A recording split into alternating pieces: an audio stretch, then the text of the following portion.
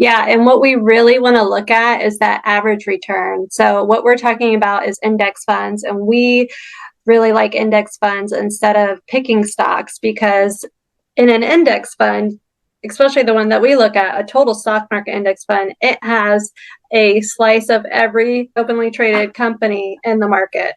So we own a little bit of Facebook, a little bit of Tesla, and a little bit of, that up and coming mom and pop company that just went public. So it is scary when the stock market goes down, but because we're looking at that average and of our index fund, that is the sustained number. So over the past 100 years of the stock market, it has returned on average 11%, and that number will fluctuate as more time goes on.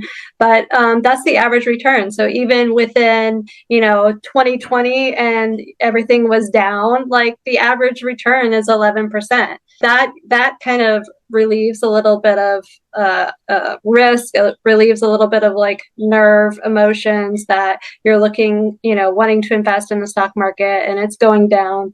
Just know that it does eventually go up. In 2008, I was looking, it took 2008/09 with the big bubble of the economic crash. That went back to bounce back up within 2 years. So it was down like 40%, something like that. And it went back up to that level on par within 2 years. And then after that, it was just like, from 08 to like 2020, it's just been climbing. If you're not in the market because you're scared, you're losing out on opportunity.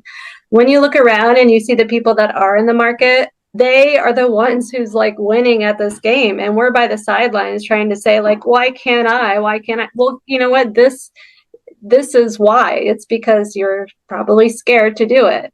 Just learning and educating yourself will help reduce that emotional tie to being scared to invest. I know it did for me, as well as knowing that, like Danielle said, the market will go up. If you look at it, it has, over the past 100 years.